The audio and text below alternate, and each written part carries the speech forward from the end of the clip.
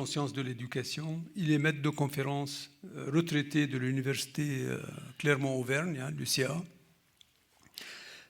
Il est aujourd'hui chercheur indépendant et président de l'Association pour l'éducation interculturelle AEDI 63 à Clermont-Ferrand.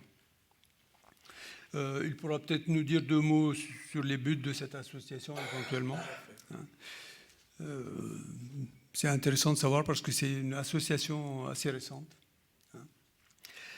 Ses travaux, à lui en tout cas, portent sur les politiques éducatives, les transformations de l'enseignement supérieur et l'histoire de l'éducation. Il a écrit plusieurs articles et ouvrages scientifiques, dont École et imaginaire dans l'Algérie coloniale, parcours et témoignages aux éditions L'Harmattan. L'enseignement supérieur en Algérie entre contraintes politiques et défis socio-économiques aux éditions Petra, et professionnalisation des formations, employabilité et insertion des diplômés du supérieur dans les presses universitaires de Blaise Pascal. Ces 3 ouvrages sont à l'entrée, au cas où ça vous intéresse, vous pouvez les acquérir. Il y a quelques exemplaires qu'Ahmed a apportés avec lui et qui sont à vendre à l'entrée. Alors, lors d'une discussion, Ahmed m'a fait part de sa recherche du moment sur l'enseignement de la langue arabe en France. J'ai été très intéressé par le sujet, d'autant plus que je m'intéressais à ce problème depuis longtemps. Et mes enfants, mes propres enfants, avaient été confrontés à la difficulté de choisir la langue arabe dans leur cursus secondaire. Et puis, lorsque quelqu'un de ma famille, en fait c'est ma sœur, a intégré la section arabe à l'université Blaise Pascal, je crois que Jean-Jacques Thibon la connaît, à l'époque ça s'appelait l'université Clermont 2, je me suis aperçu que maîtriser la langue arabe est un atout de premier plan pour faire carrière dans le commerce international. À la réflexion, une langue étrangère est proposée en général dans l'enseignement d'un pays pour des considérations de 3 types. Logique économique, une langue est enseignée si elle sert le commerce, la diplomatie ou l'emploi. Deuxièmement, logique culturelle et sociale, par exemple valoriser les diasporas, favoriser l'intégration, lutter contre les discriminations. Troisième logique géopolitique, développer du soft power, alliance, etc. La langue arabe remplit tous ces critères. Les premiers partenaires économiques de la France sont les pays arabes du Golfe et du Maghreb. Deuxièmement, la diaspora et le rayonnement culturel. Troisièmement, l'arabe est une langue de culture extrêmement riche. Il n'y a qu'à voir l'influence de la langue arabe dans le vocabulaire français. Même dans la langue espagnole, un professeur à l'université de Clermont, un professeur d'espagnol, m'a dit que, d'après ses recherches, il y a 1500 mots arabes qui sont présents en espagnol, qui sont utilisés couramment en espagnol. Enfin, en français aussi, hein, je ne connais pas le chiffre, mais c'est très présent. Bref, le contexte actuel révèle un paradoxe. La France a projeté son armée au Proche-Orient, vous le savez, pour honorer ses accords de défense avec les Émirats et d'autres pays arabes du Golfe. Elle intervient aussi dans le cadre de la FINUL au Liban, pays où elle a toujours des liens très privilégiés. Cela contraste avec la quasi-absence de l'enseignement de l'arabe en France, ce qui semble totalement contraire aux intérêts de la France. C'est un paradoxe que j'espère qu'à la fin de la conférence, on aura une idée de sa solution. Eh bien, merci Ahmed. Je passe la parole à Ahmed Gouati pour sa conférence et après on passera au débat. Merci à toi Abdallah. Merci à vous tous d'être venus. En effet, c'était suite à une discussion qu'on avait eue de façon tout à fait informelle, mais il se trouve que effectivement j'ai eu l'occasion, c'était déjà en 2012, c'était à l'occasion d'un colloque qui avait eu lieu à Ouarzazate sur médias et langues en Méditerranée, et je m'étais proposé donc de réfléchir sur la question de l'enseignement de la langue arabe en France. Parce que On est frappé d'emblée par ce que tu appelles un paradoxe, à savoir qu'il y a 3 à 5 millions de locuteurs arabophones en France et l'offre en enseignement, elle est extrêmement réduite, pour ne pas dire inexistante, à certains niveaux qu'on verra tout à l'heure. Mais avant de rentrer dans le vif du sujet, donc juste un petit mot sur mon association, l'association à laquelle je suis un des animateurs. Donc on a créé cette association en 2018 et l'objectif c'est de promouvoir ce que nous appelons l'éducation interculturelle par différents moyens, parmi lesquels la formation, bien sûr, la recherche-action, etc. Donc on voudrait également favoriser les échanges linguistiques et culturels et enfin encourager la compréhension entre les personnes, entre les citoyens, à travers diverses activités. Voilà, on entend par éducation interculturelle toutes les actions qu'on peut mettre en œuvre pour favoriser, bien sûr, des relations positives entre les personnes et puis surtout partager le sens, se comprendre. Actuellement, nous proposons 2 ateliers. C'est en fonction de nos moyens, bien sûr, on n'est pas très riche. On a 2 ateliers. Un atelier de langue et civilisation arabe qui fonctionne le lundi soir et un atelier de théâtre amateur qui fonctionne le mercredi soir. Voilà, donc si les gens sont intéressés, ils sont les bienvenus. Alors, pour le sujet qui nous occupe ce soir, je vous propose la progression suivante. Donc, je ferai une brève introduction pour préciser la problématique dont il va être question et aller vers un petit historique pour mieux situer, bien sûr, l'existence officielle de la langue arabe en France. Et juste après, on fera un petit état des lieux à travers quelques chiffres donc, que j'ai pu récupérer à droite et à gauche. Ce n'est pas facile, hein, mais on le verra à travers la variété des sources. Donc on verra notamment ce qui se passe ou ce qui est proposé au niveau primaire, secondaire, supérieur, par opposition à ce que proposent les associations culturelles et cultuelles. On dira bien sûr un mot sur les évolutions des volumes horaires, parce qu'il y a eu des réformes récentes, toutes récentes, et on verra quels effets ça a donné. On fera une petite comparaison en termes de création de postes, par exemple de CAPES et d'agrégation. Et on se posera la question de savoir si on peut quantifier, parce qu'on a dit depuis tout à l'heure avec Abdallah, il y a une discordance entre la demande sociale et l'offre qui est proposée en enseignement de la langue arabe. Donc, est-ce qu'on peut quantifier cette demande? Donc, on essaiera d'apporter des éléments plutôt qualitatifs de réponse. On finira par les facteurs explicatifs du décalage entre l'offre et la demande. Et bien sûr, je déclinerai toutes les références utilisées pour ce travail. Alors, d'abord, donc, tout à l'heure, on a dit qu'il y avait une présence officielle en France depuis au moins François Ier. Hein. Oui, elle a une place très importante donc, dans la société française. Hein. Moi, j'ai trouvé un chiffre 3 à 5 millions à peu près de locuteurs. Donc en comptant bien sûr les personnes venues du Maghreb, les personnes venues du Moyen-Orient, mais pas seulement. Donc il y aurait 3 à 5 millions de locuteurs de cette langue.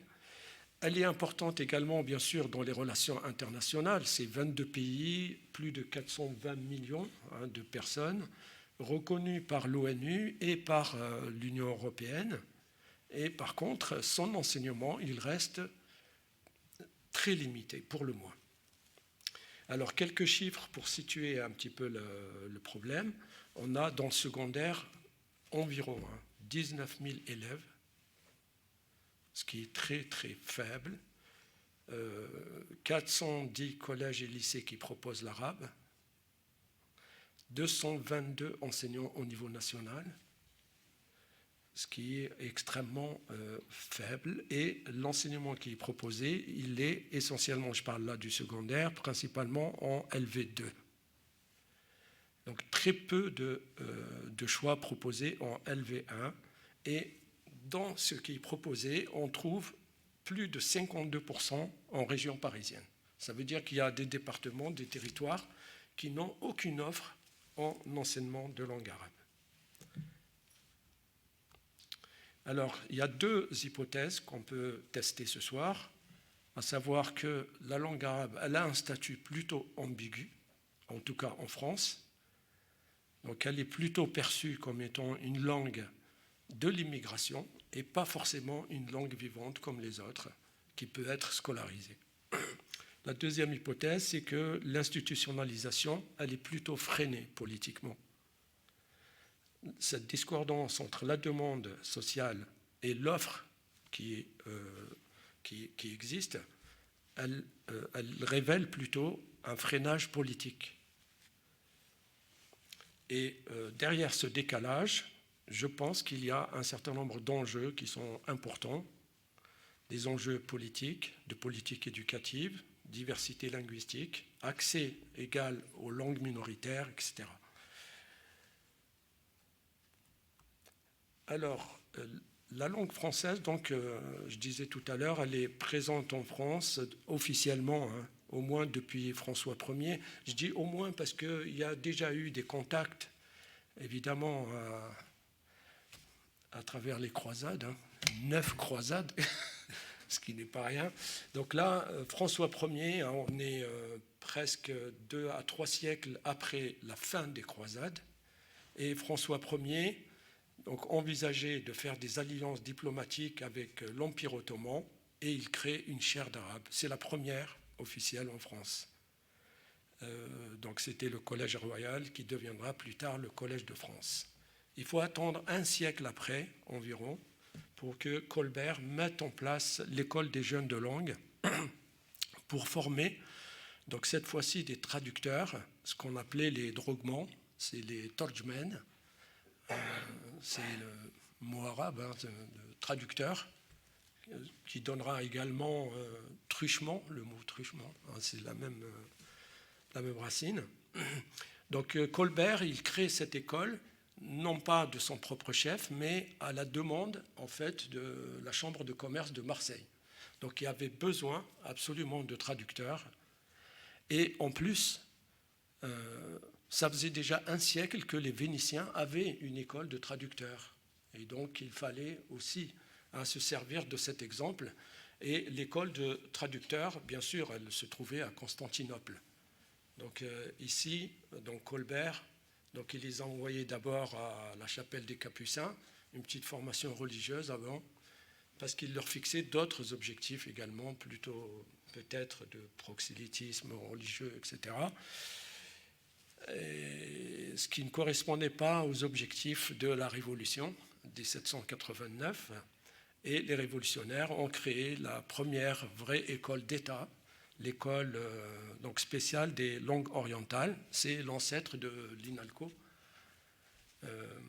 de ce qui deviendra l'INALCO en 1971. L'INALCO, c'est l'Institut national des langues et civilisations orientales. L'INALCO qui a acquis donc son statut de grand établissement autonome par la loi de Savary 1984.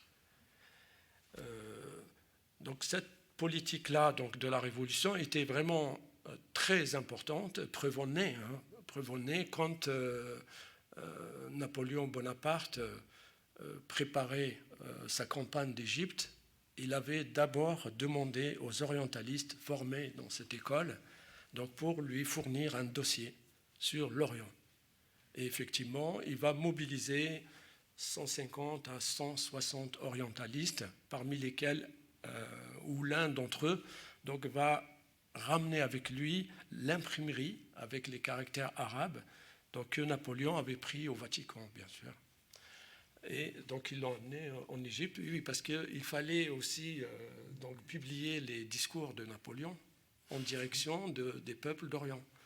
Il fallait leur expliquer que c'était bien pour eux qu'on vienne les occuper. Et donc il fallait une imprimerie.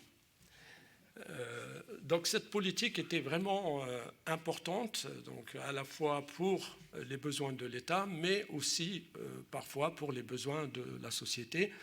Et c'est surtout peut-être la Troisième République qui va élaborer une politique plus volontariste, notamment 1873. Donc là, on fusionne, ou d'autres disent c'est l'école spéciale des langues créée par les révolutionnaires qui va phagocyter en fait l'école des jeunes de langue, parce que c'était une école religieuse en quelque sorte, et il fallait que l'État récupère ses petits.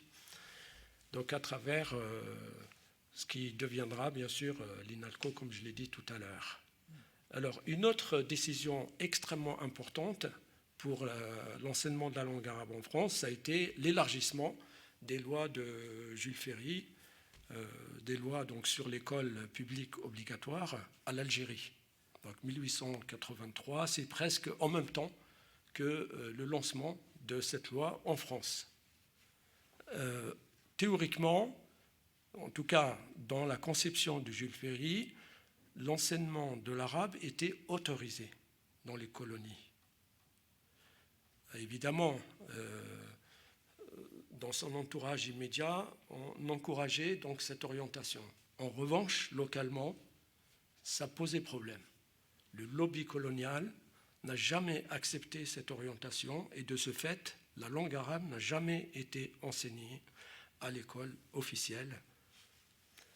C'est un peu, vous le verrez à travers les témoignages là, que je présente dans l'ouvrage École et imaginaire dans l'Algérie coloniale. Donc c'était un des points de tension qui a accompagné toute la colonisation durant plus d'un siècle. C'était vraiment un des enjeux majeurs.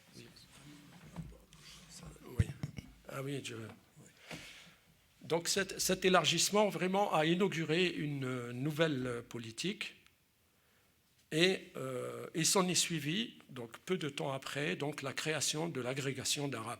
Alors l'agrégation d'arabe, c'est vraiment le haut niveau, hein, et ça répond à des besoins concrètement repérés par la Troisième République pour encadrer et éventuellement pour faire de la recherche également sur la langue et civilisation arabe.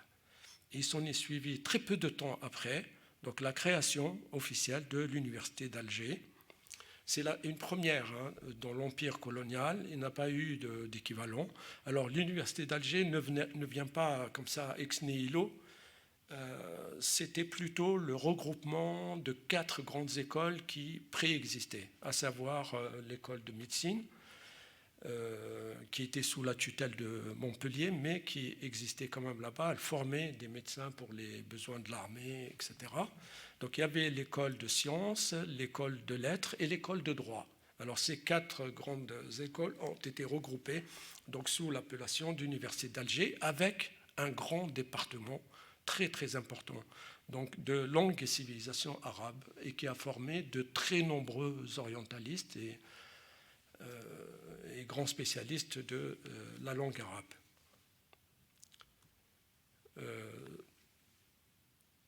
Il n'y a pas eu d'autres mesures équivalentes.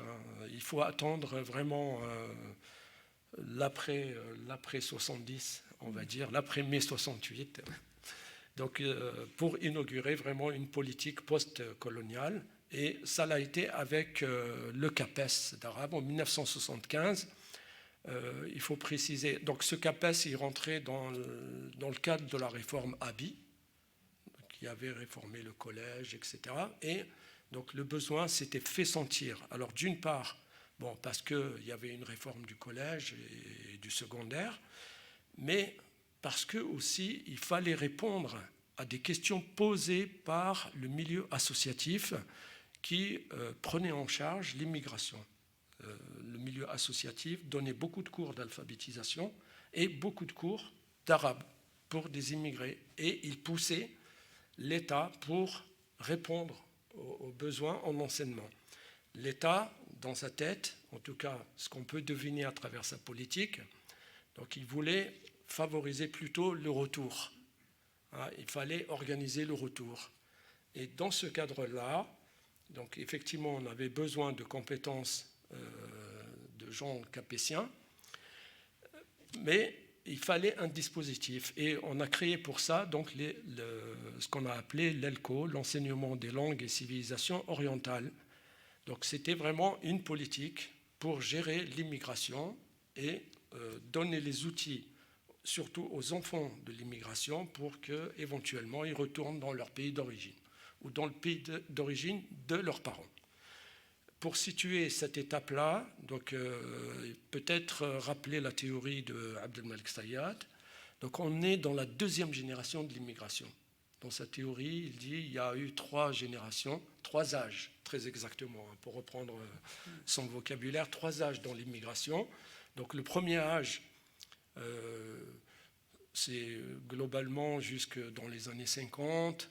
Donc là, ce sont les communautés paysannes forcés par la misère qui envoyaient les plus jeunes d'entre eux donc, dans l'immigration, chercher des revenus pour permettre au groupe social de continuer à exister en tant que paysans. On choisissait les plus jeunes, ceux qui avaient l'habitus paysan, donc ils ne se laissaient pas corrompre par la ville. Et donc c'est cela qui sauvait, enfin qui permettait au groupe de survivre. Et la deuxième génération, toujours dans la théorie de Sayad, c'est l'autonomisation donc des immigrés par rapport au milieu d'origine et par rapport à l'État français. Donc on devenait travailleur pour soi-même, en quelque sorte. Pas électron libre, pas tout à fait, hein, parce qu'on garde des liens avec la famille, etc. Mais on n'a plus cette fonction-là de faire survivre un groupe social qu'on appelle la paysannerie pauvre. Et donc dans ce cadre-là, dans ce contexte-là, donc la réponse par les ELCO apparaît comme vraiment une politique pour favoriser le retour. Voilà. Alors, est-elle à la hauteur? On verra tout à l'heure à travers un certain nombre de chiffres. Alors évidemment, l'immigration a changé de nature, les problématiques ne sont plus les mêmes, et on arrive en 2016, c'est sous le ministère de Vallaud Belkacem. On dit, est-ce que vraiment on va continuer à favoriser le retour alors que les gens ne retournent pas? Il faut peut-être envisager autre chose. Et donc elle va mettre une petite réforme sur le tapis, et elle va transformer donc ces ELCO en EILE, E-I-L-E, Enseignement international des langues étrangères. C'est-à-dire qu'elle a dit, voilà, il faut proposer l'arabe à tous les enfants, pas seulement aux enfants d'immigrés, etc. etc. En fait, cette idée-là, elle figurait dans le rapport de Jacques Berck, le rapport qui lui avait été commandité par Jean-Pierre Chevènement en 1985. Ça, c'est très important, parce que dans le cadre de cette mission, dirigée par Jacques Berck, il y a eu un conflit très important entre Jacques Berck et Abdelmalek Sayad. Abdelmalek Sayad refusait le dispositif des ELCO. Il pensait que c'était la fabrique de l'étranger. Maintenir les enfants comme ça, de façon isolée, les retirer de la classe, et leur dire, toi, tu vas suivre les cours d'arabe et tes camarades, ils restent là-bas, c'était la fabrication de l'étranger de façon concrète. Évidemment, Jacques Berck était d'accord, mais c'était pas lui le ministre. Voilà, lui, c'était le penseur. Et dans son rapport, effectivement, cette idée-là est ressortie, à savoir que il ne faut plus considérer les enfants d'immigrés comme des étrangers. Ce ne sont pas des étrangers. Ils vivent ici. Ils sont nés ici, ils vivent ici. Leur répondre, leur donner des réponses politiques en tant qu'étrangers, c'est faux. Et donc, il préconisait, entre autres, de rompre avec ces dispositifs. Et d'ailleurs, il disait, on n'a pas besoin de dispositifs, il faut un projet de société. Il faut que ces gens-là rentrent en nous. Et c'est très important. Donc, mais, évidemment, c'est un rapport, hein, et beaucoup de rapports ont fini dans les tiroirs, le sien aussi. Donc, on arrive à l'après Vallaud Belkacem, donc c'est le ministère Blanquer, Ah, c'est Blanquer, oui. Blanquer, donc il dit, voilà, moi je ne remets pas en cause les ailes, ce dispositif-là, mais par contre, je vais mettre l'accent sur le français, les maths, etc. C'est ce qu'il a appelé le recentrage républicain.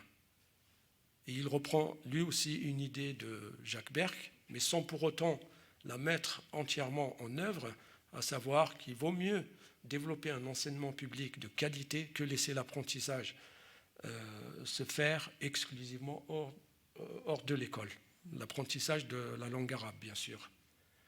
Et ça, c'est une idée en fait qui se disait aussi du temps de Jules Ferry. Quand on regarde les débats qui ont eu lieu au Parlement ou même en Algérie, c'était ce qu'on lui disait. On lui disait il faut enseigner l'arabe, au lieu que ça soit fait dans les zaouïas, il faut que l'école publique s'ouvre. Mais l'école publique ne s'est pas ouverte. Voilà. Donc après, ça fait un peu trop peut-être pour l'historique. Je vais essayer d'aller vite. Oui. Non, parce qu'il y a beaucoup d'éléments en fait qu'on ne peut comprendre qu'en se référant à l'histoire. Voilà, et c'est pour ça peut-être que j'insiste. Donc après Blanquer, c'est plutôt la normalisation institutionnelle, à savoir que l'orientation est donnée pour intégrer de plus en plus les cours d'arabe dans le cursus formel. Est-ce que ça a été fait? On va le voir. Alors, quel est l'état de l'enseignement actuellement? Donc on a au niveau primaire ce qui est proposé, hein, les ELCO et les EL. Donc on a à peu près 30 000 à 35 000 élèves. Oui, je précise, je l'ai mis en titre et j'ai oublié de le préciser. Donc en fait, ces cours existent aussi parce qu'il y a des accords de coopération entre la France et les pays d'origine des parents des élèves. Ce n'est pas que les pays du Maghreb, il y a également d'autres pays qui sont concernés par ces accords, à savoir le Portugal, la Turquie, l'Espagne, l'Italie, etc. Voilà. Donc ici, pour la langue arabe, c'est uniquement donc, les 3 pays du Maghreb, donc Algérie, Maroc, Tunisie. Donc on est aux alentours de 30 à 35 000.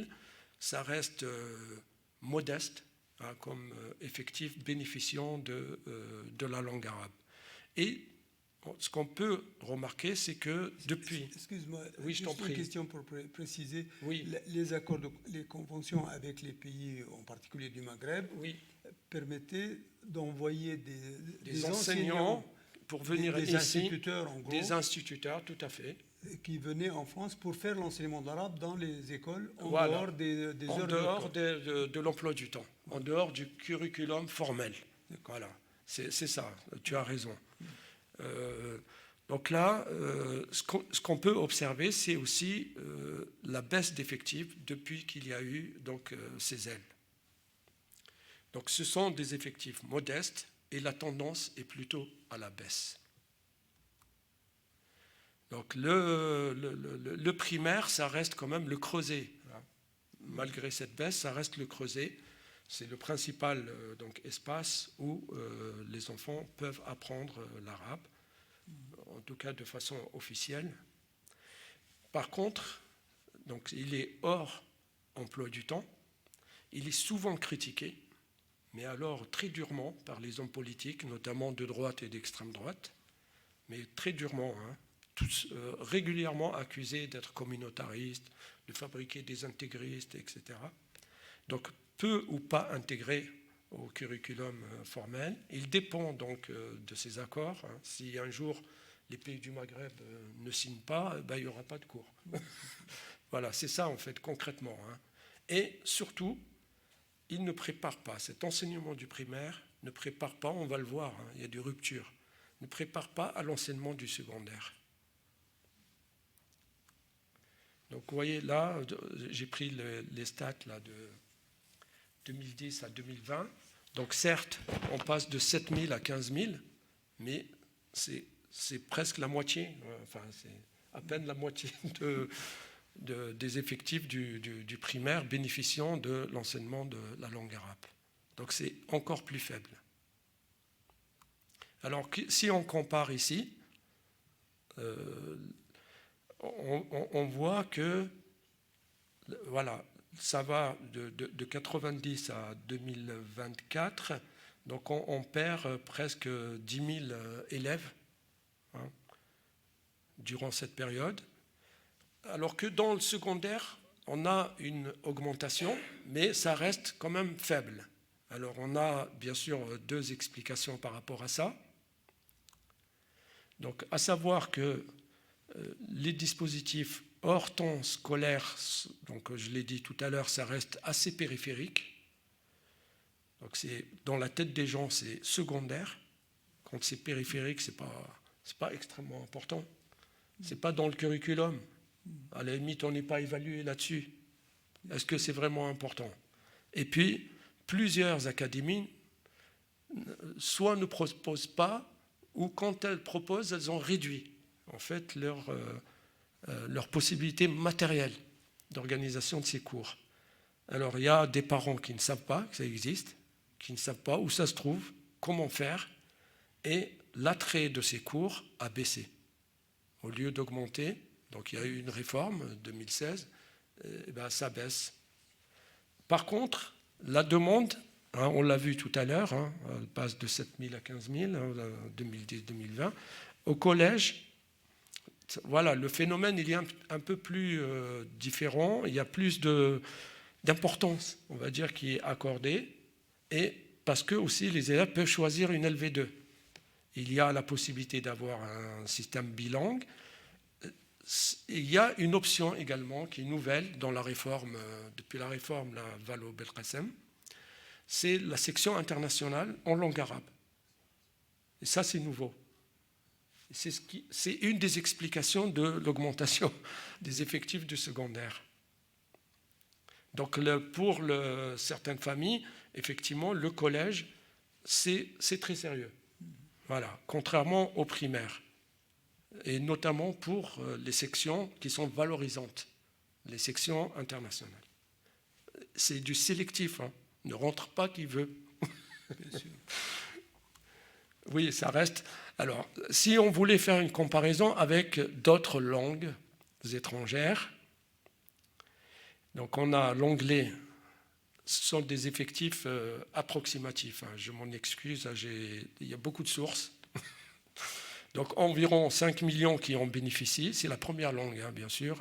Ensuite l'espagnol, 4,5 millions, l'allemand, 900 000, qui en recul, l'italien, 500 000, le chinois, alors là c'est quelques milliers, mais c'est vraiment, je dirais, juste quelques milliers. J'ai mis entre parenthèses 40 000, mais sans certitude. L'arabe, environ 19 000, comme on l'a vu dans le secondaire. Donc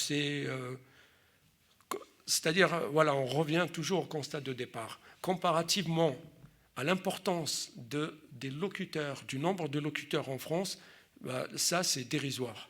Absolument. Voilà, c'est vraiment dérisoire. Voilà, les sources là, que j'ai utilisées, elles sont voilà, très nombreuses, très variées, etc. Certaines sont vérifiables, d'autres pas. Alors en termes de pourcentage, évidemment, donc l'anglais c'est 96%. C'est la langue dominante par excellence.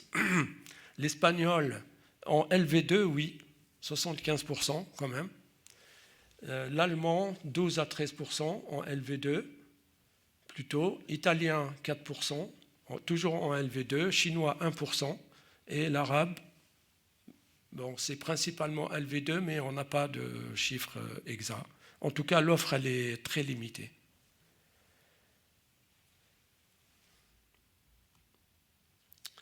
Donc parmi, bien sûr, hein, les facteurs qui bloquent, donc on peut le dire, hein, sans risque de se tromper, il y a très peu d'établissements en fait, qui proposent cette langue. Et il y a un manque d'encadrement, on va le voir à travers les postes créés de CAPES. Voilà. Donc là, donc on a très peu de structures et très peu d'enseignants. Là, c'est les chiffres de 2020, on n'est même pas à 200. Et ça monte après à 222, mais ça reste extrêmement faible. Donc là, c'est les nombres de postes créés. Entre 2021 et 2025, on voit que c'est vraiment à la baisse, alors que c'était déjà faible et c'est encore à la baisse, aussi bien le CAPES que la GREG. Il y a des années, je précise, où il n'y a pas eu de concours du tout. C'est récemment que le concours a été rétabli. Mais il y a eu des années, 0 poste.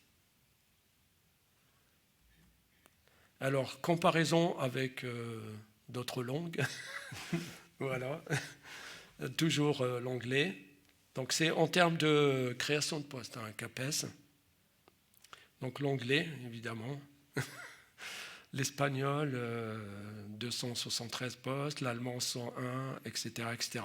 Donc, on a, c'est une toute petite stat, elle n'est pas 1176 postes créés. Et la part donc, de la langue arabe, c'est 0,43%. C'est très, très faible, bien sûr. Donc voilà, en termes de rapport, donc on a 150 fois plus en anglais. Voilà, c'est énorme. Alors, les associations apportent quand même un petit plus, parce qu'elle scolarise quelques milliers d'élèves. Bon, les moyens ne sont pas toujours à la hauteur, mais tout de même, on a 80 000 élèves dans le secteur associatif. Donc on le voit, ça n'a aucune commune mesure entre l'offre publique et l'offre privée, prise en charge par les associations. Ça n'a pas de commune mesure. Donc là, bien sûr, le primaire, ça reste important. Les dispositifs ELCO et L, ça reste tout à fait périphérique. Et puis, donc, ce sont les associations. Et la question que je me suis posée, c'est est-ce que l'enseignement supérieur va massifier un peu plus les effectifs ? Donc, comme on peut le voir ici, pas tellement. Donc, on a le primaire, on a le secondaire et donc le supérieur. Donc, c'est difficile d'avoir des chiffres. J'ai essayé d'en établir quelques-unes en prenant la liste des établissements et vraiment papier-crayon et ça donne à peu près ceci. Voilà, dans l'enseignement supérieur, donc le premier grand établissement donc, qui scolarise le plus d'étudiants, c'est l'INALCO. Tu ne serais pas étonné, je pense. Voilà, un peu plus de 1000 étudiants au département d'arabe. Donc après, suivent les universités, hors INALCO, évidemment, donc dans les licences de langue et civilisation, etc.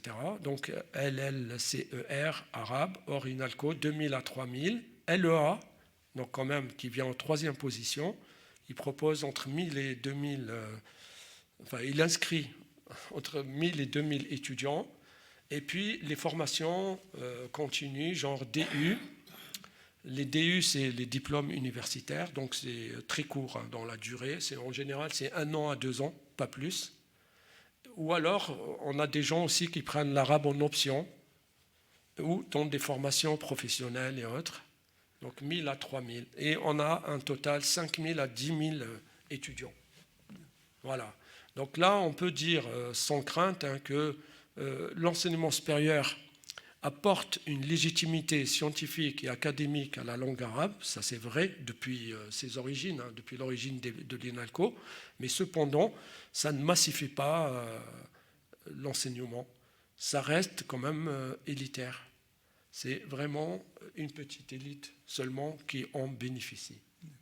Voilà. Alors, est-ce qu'il y a eu une évolution dans les volumes horaires selon le type d'enseignement depuis la réforme, comme je le disais tout à l'heure en introduction? Oui, il y a eu une évolution, mais plutôt négative. C'est-à-dire que les volumes horaires ont presque été coupés en deux. Les ELCO ont disparu. Dans les ELCO, un enfant bénéficie à peu près annuellement de 108 heures. Avec les ailes, au niveau primaire, ils n'en bénéficient que de 54 heures. Donc effectivement, bon, M. Blanquer, il dit qu'il faut un recentrage républicain, mais recentrage républicain ne veut pas dire couper en deux les horaires. Ben oui. Donc là, si vous voulez, c'est réduit encore une peau de chagrin. Donc il reste effectivement les universités, donc l'enseignement supérieur qui donne un peu plus d'heures, de 300 à 500 heures. Donc c'est selon, hein, c'est en prenant les emplois du temps affichés. Hein. Voilà, ce n'est pas un calcul extrêmement précis. C'est vraiment ce qui existe. Voilà, les associations, c'est selon leur importance, donc c'est entre 70 et 300 heures. Bon, c'est beaucoup plus important que ce qu'on peut observer dans le public. Alors, en termes d'intensité, évidemment, l'enseignement proposé dans les ailes, c'est très faible. En LV2, LV3, c'est-à-dire dans les collèges et lycées, donc moyenne de 2 à 3 heures, ça reste moyen. Dans les sections internationales arabes, par contre, voilà, on a un peu plus, 4 à 6 heures d'enseignement, ce qui n'est pas inintéressant, bien sûr. Dans les licences, dans l'enseignement supérieur, on a un peu plus d'heures, 8 à 12 heures, selon les filières et les diplômes. Et dans les instituts associatifs spécialisés, là on pense notamment au lycée, genre lycée Averroès, groupe scolaire El-Kindi à Lyon, etc. Donc là, on a un peu plus d'heures, c'est appuyé. Donc là, ce sont les sources que j'ai utilisées sur l'évolution. Peut-être que j'active, non ? Oui. Ouais, je vais avancer un peu plus. Ouais. Alors, est-ce qu'on peut quantifier la demande d'enseignement, comme on disait tout à l'heure ?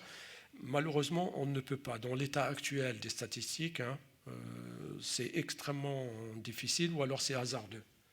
Donc, par contre, on peut en inférer un certain nombre d'enseignements, voir que plus le secteur associatif se développe, ça veut dire qu'il y a moins d'offres au niveau public. Si les associations répondent par une offre, que ce soit des associations culturelles ou cultuelles. Là, moi, j'ai eu des échos cette année, comme j'ai ouvert cette année un cours d'arabe. Donc, il y a des mamans qui m'ont dit on a été voir à la mosquée, ils ont des listes d'attente. Voilà. Donc, si l'offre publique n'est pas là, ce sont les associations qui récupèrent.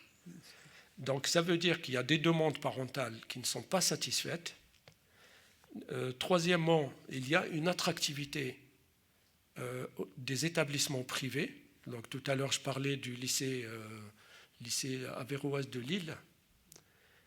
Malgré les problèmes qu'on leur a créés, à savoir des contrôles continus, je ne sais pas combien de fois ils ont été contrôlés en une année. Ouais.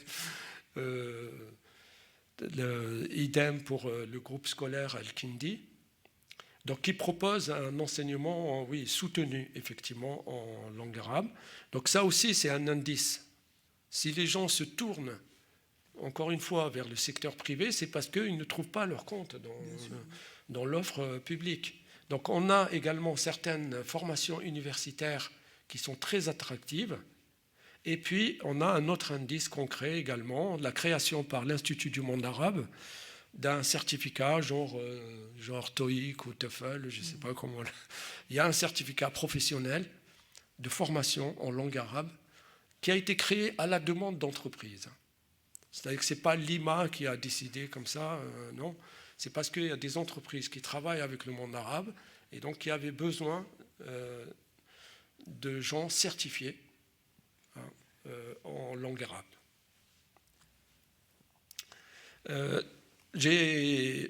Pour répondre à la question que pensent les usagers, donc j'ai sélectionné 2 témoignages, c'est un choix personnel. Donc celui d'un étudiant qui s'appelle Félix. Bon, je l'ai trouvé sur le net, notamment sur le site de l'hebdomadaire Politis. Donc c'est un étudiant qui a galéré dans son parcours d'étudiant en arabe. Voilà, il a choisi l'arabe, il dit, bon, moi j'ai choisi l'arabe parce que c'est une langue parlée dans de nombreux pays, il y a une richesse historique, ouverture sur un vaste espace culturel, etc., etc. Mais par contre, il a dit, dès que je suis rentré étudier l'arabe, tout le monde me dit, mais pourquoi l'arabe ? Alors, il a dit, on a même reçu des journalistes qui sont venus enquêter sur le prof. Et le prof, à chaque cours, il dit, excusez-moi, je n'enseigne pas l'islam, j'enseigne la langue arabe. Et il a détaillé, par exemple, quand il a fini le collège, il va au lycée, et au lycée, on lui dit, ici, ce lycée ne propose pas l'arabe. Il faut que vous alliez dans des établissements où on a mutualisé les cours. Seulement, c'est à l'autre bout de Paris. Donc ça lui engendre des déplacements, perte de temps, etc. Donc c'est vraiment très intéressant. J'ai mis le lien quelque part, peut-être après, je ne sais plus. En tout cas, c'est un témoignage qui montre que quand il y a de la bonne volonté, eh ben, on fait tout pour que les gens soient découragés. Et c'est pour ça que je parlais tout à l'heure de freinage politique. Alors, j'ai un autre témoignage, cette fois-ci, c'est des parents qui réagissaient très exactement, parce que juste après la réforme de Vallaud Belkacem, donc il y a eu des prises de parole au Parlement, disons, voilà, que la ministre voulait introduire l'arabe dès le CP, le rendre obligatoire, alors que c'est une langue communautariste. Comme ça, ça a été formulé au Parlement. Et on sait qui l'a formulé, etc. Donc il y a des familles qui ont réagi, donc publiquement, donc qui ont publié leurs témoignages, que j'ai trouvés sur le site d'une association qui s'occupe de pédagogie et didactique de l'arabe, donc qui ont répondu que l'apprentissage d'une langue supplémentaire favorise plutôt l'ouverture, développe les compétences cognitives, prépare les enfants à évoluer dans une société multiculturelle et contribue au dialogue interculturel. J'ai résumé leur témoignage. Alors, pourquoi ce décalage et pourquoi ce freinage ? Alors, j'ai identifié un certain nombre de facteurs. Donc, le premier, il est institutionnel, évidemment. Donc, tout à l'heure, j'ai montré la faiblesse du nombre d'établissements, le nombre de postes créés qui reste très, très faible. Et du coup, donc, on a également un certain nombre de mécanismes qui ne sont pas visibles, mais on a comme un marché donc, linguistique avec des orientations qui sont faites parfois vraiment selon des idées reçues, à savoir que voilà, tu vas prendre cette langue parce qu'elle est plutôt facile, laisse tomber cette langue parce qu'elle est difficile, et les critères, on ne les connaît pas toujours. Alors des fois, ça peut être lié à un fond linguistique ou phonétique qui s'éloigne un tout petit peu du latin, et on considère que là, ça risque de coincer. C'est peut-être difficile. Donc l'orientation ne se fait pas toujours selon des critères scientifiquement établis. Pas toujours. Et des fois, il y a des représentations, franchement, qui sont douteuses, pour le moins. Bien sûr, il y a des facteurs pédagogiques, hein, on le sait, depuis la création d'un certain nombre de formations de très haut niveau, mais il n'y a pas eu quand même de recherche en didactique ni de pédagogie de la langue arabe. Et la langue arabe, ça reste principalement proposé comme LV2. Hein, le LV1, ça reste, enfin, le choix en LV1, ça reste extrêmement rare. Certains lycées courageusement proposent la LV3 ou l'option LV3, mais ça reste quand même une option difficilement prenable pour des parents. C'est décourageant. C'est décourageant parce que la LV3, vous la mettez en concurrence avec l'espagnol, avec l'anglais, avec l'allemand. Tout le monde dit que c'est des langues faciles, c'est des langues du pain, c'est des langues du voyage, d'Erasmus, mais pas la langue arabe. Alors qu'il y a tout un monde aussi, hein, je dirais pas, mais il y a un autre monde.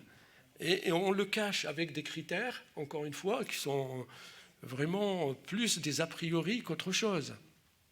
Donc, du coup, certains lycées, il faut également le souligner, il y a certains lycées qui ne proposent pas la langue arabe parce qu'ils disent on ne veut pas attirer un certain public. Oui, aussi. Voilà, dit sensible, un public à problème, et ainsi de suite. Donc, il y a certains conseils qui sont donnés dans ce sens-là. Alors, du coup, on a des familles qui s'autocensurent, des familles et des élèves. Ou alors, des fois, on propose, mais vu le climat ambiant, alors il y a de faibles effectifs et les établissements ne créent pas de postes. Oui, c'est ça. Alors, c'est un cercle vicieux, en fait. Alors, il y a des facteurs politiques aussi, parce que le ministère de l'Éducation nationale, en fait, il délègue au niveau local. Il y a une sectorisation dans la politique linguistique, et cette sectorisation, elle fait que les établissements offrent ou n'offrent pas. Ça ne dépend pas de l'orientation nationale. Ce n'est pas l'orientation nationale qui détermine en fait les choix. Les choix, ils sont effectués à la base. Et du coup, ça crée une inégalité dans l'accès aux langues. C'est pour ça qu'on a certains départements qui ont une offre importante et d'autres qui n'en ont pas du tout. Donc la politique de secteur, elle crée une discrimination tout à fait indirecte dans l'accès aux langues, notamment les langues minoritaires.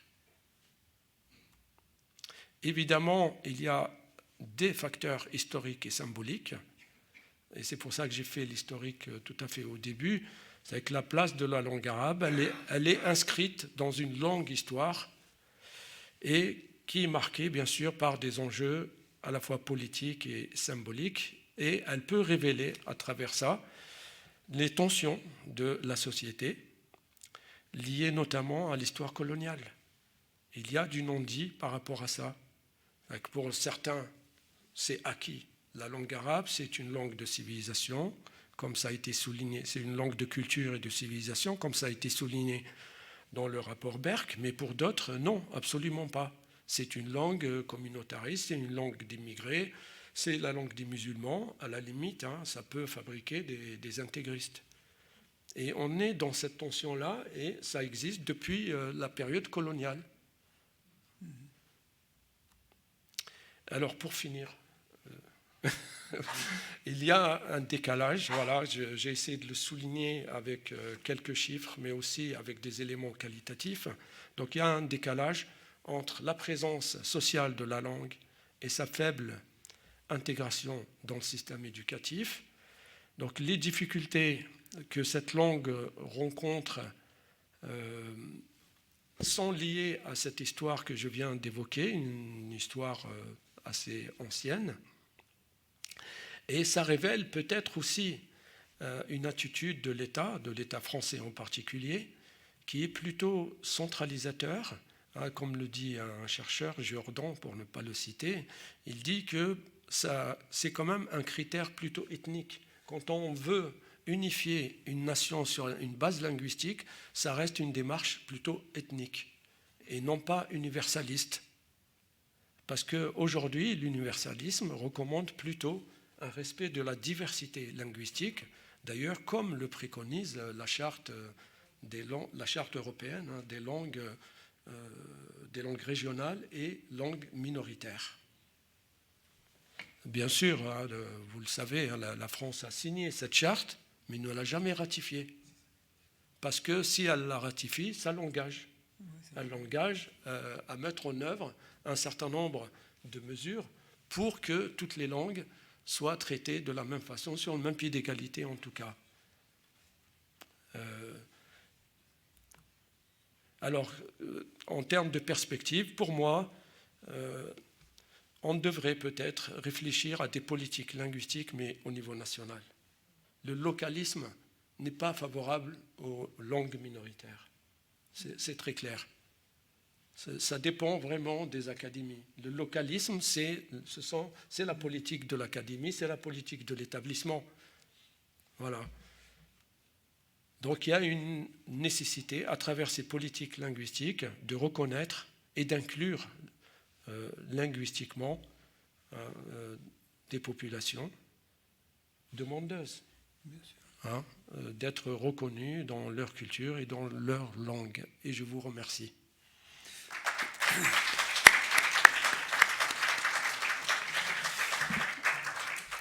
Merci Ahmed pour cet exposé fouillé. Et donc, je passe la parole à la salle hein, pour des questions. Je pense que ça suscite un certain nombre de questions. Moi aussi, j'en ai quelques-unes, mais on va commencer par...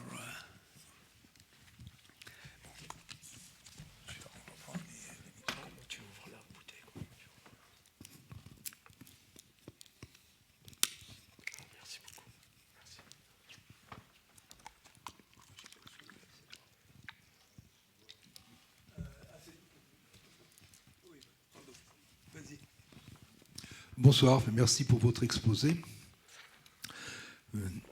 Vous avez beaucoup insisté sur les statistiques, mais je crois que les statistiques peuvent être extrêmement trompeuses. Il n'y a pas que l'arabe qui a souffert en France, je crois qu'il y a aussi un fond politique, le jacobinisme français que vous avez à peine mentionné en passant. Il y a d'autres langues qui ont souffert, on peut penser au cas du russe, le russe qui était enseigné en France et qui, depuis le début de l'invasion russe, pardon, je parle comme le président des États-Unis, depuis l'invasion ukrainienne par les Russes, a quasiment disparu. Donc il y a là un problème social, politique, qui va au-delà de l'enseignement d'une langue particulière, qui se rattache peut-être aussi au jacobinisme, qui lui aussi est un facteur social et politique. Vos statistiques ont montré que l'anglais est la langue la plus enseignée. Pourtant, je crois que la compétence d'un élève français qui termine le lycée, avec toutes ses heures d'anglais derrière lui, n'est pas au niveau d'un enfant de 2 ans et demi, encore moins de 3 ans. Le niveau est absolument déplorable. Les statistiques cachent beaucoup de choses. Elles ne montrent pas que l'enseignement des langues en France est l'un des plus médiocres. Il y a un autre domaine que je connais un peu mieux, c'est celui de l'enseignement des mathématiques. On est très fiers des mathématiques, de l'enseignement des mathématiques en France. Ils font beaucoup d'heures de maths et pourtant, les derniers rapports, Shanghai et autres, montrent bien qu'au niveau collégial, la France est bonne dernière. Voilà.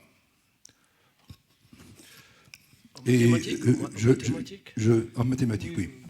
Au niveau collégial. Je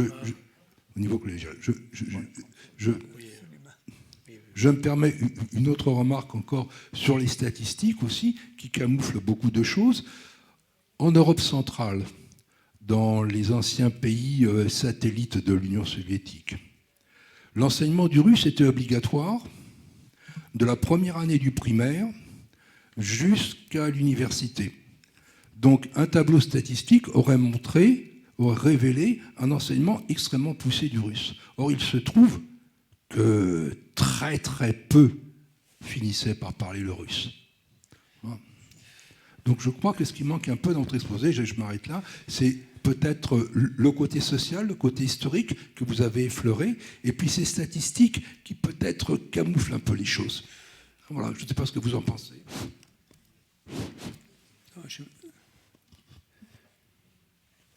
Merci pour votre exposé. Alors, en fait, moi, je retiens que vous avez rappelé que l'arabe était une langue de culture et de civilisation. Et sans être aucunement spécialiste de la chose, je voudrais citer le poète et révolutionnaire anticolonialiste Kateb Yassine, qui écrivait quand même « J'écris en français pour dire aux Français que je ne suis pas français, puisqu'en fait il était trilingue, il parlait l'arabe, le berbère et le français. Puis plus tard, quand il a fait du théâtre dans les contrées algériennes, il expliquait « Je suis contre l'arrivée en Algérie de l'arabe classique parce que ce n'est pas la langue du peuple ». Donc il considérait qu'il était contre la politique d'arabisation, puisqu'en fait il revendiquait l'arabe dialectal et le berbère. Or aujourd'hui, les enfants arabophones, puisque j'ai donné plusieurs années de suite des cours à Croix-Néra, à des mamans arabes, de toute la corne arabique. Et en fait, on s'aperçoit qu'aujourd'hui, les enfants arabophones, ils pratiquent un arabe oral, le français, le français appris à l'école, et par contre, à l'inverse de la période de colonisation où donc ils disaient j'écris français pour dire aux Français que je ne suis pas français. Aujourd'hui, ils apprennent le français, et malgré cela, une partie de la population, et notamment les autorités, leur disent « vous n'êtes pas français », au motif qu'ils sont immigrés de la 2e, 3e ou 4e génération. Voilà, donc c'est ce que je voulais dire. Alors, vous avez rappelé qu'effectivement, c'était des associations culturelles et cultuelles, parce qu'il n'y a pas d'offre publique, mais je pense que les choses sont complexes, parce que par exemple à Croix-Néra, les mamans que je fréquentais, eh bien, elles me disaient que c'était très complexe. Il y avait une jeune maman qui me disait « Je suis mise à l'index par les autres mamans parce que je parle en français à mes enfants devant l'école ». Donc vous voyez, c'est des problématiques quand même très complexes. Voilà, je vous remercie. Ouais, on peut... Oui, ça fait 2 questions. Oui, parce qu'après, voilà, il y aura beaucoup d'informations à traiter en même temps. Oui, en effet, j'ai cité quelques statistiques, pas beaucoup, que j'ai eu beaucoup de mal à constituer, compte tenu de la diversité, encore une fois, des sources, mais l'objectif n'était pas de masquer quoi que ce soit. Ça ne révèle pas, en effet, les niveaux, ça c'est vrai. Derrière des statistiques, là, c'est uniquement les élèves qui reçoivent ou ne reçoivent pas l'enseignement de la langue arabe. Ça ne préjuge pas du niveau. Évidemment, si on veut parler du niveau, il faut faire la distinction entre des enseignants qui ont reçu une formation à l'école normale, par exemple, et qui sont au fait d'un certain nombre de pédagogies, de didactique, de langue, etc. Mais malgré ça, vous l'avez dit, pour un certain nombre de matières, y compris le français et pas seulement l'anglais, on trouve des lacunes chez les élèves.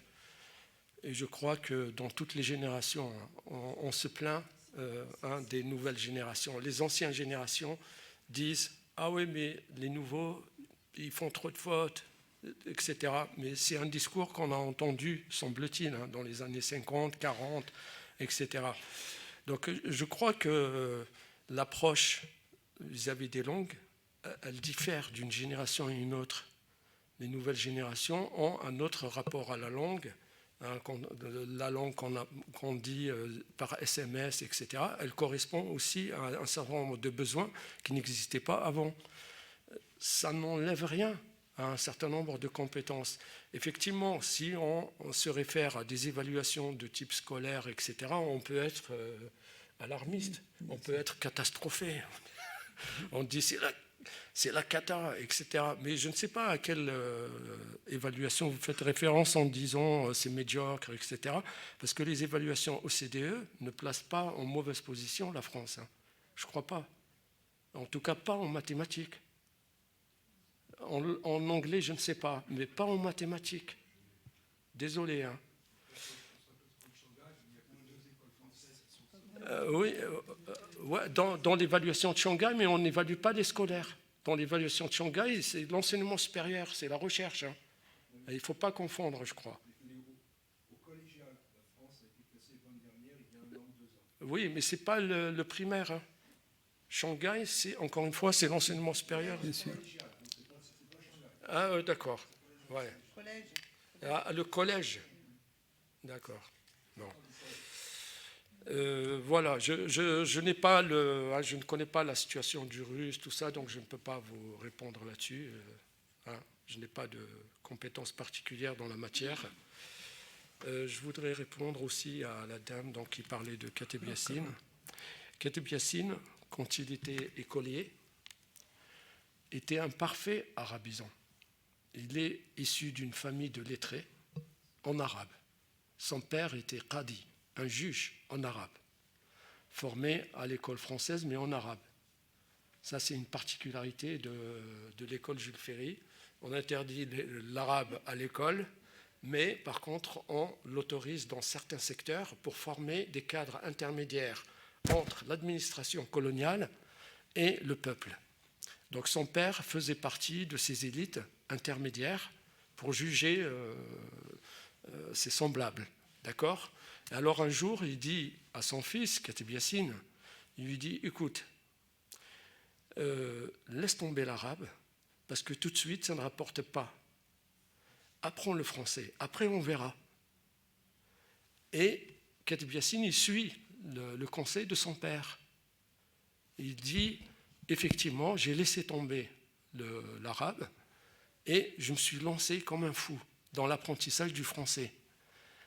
Et il aimait tellement la langue, c'est à la demande de son père, hein, bon, il vénérait son père. Il vénérait tellement la langue qu'il était tombé amoureux de l'institutrice. Il rêvait d'elle et il voulait l'épater tout le temps. C'était comme ça, il en rêvait. Mais à un moment donné, il s'est rendu compte qu'il s'était coupé complètement de sa mère. Et sa mère, un jour, elle lui a dit « Apprends-moi cette langue qui était loin de moi. » Et là, il était troublé.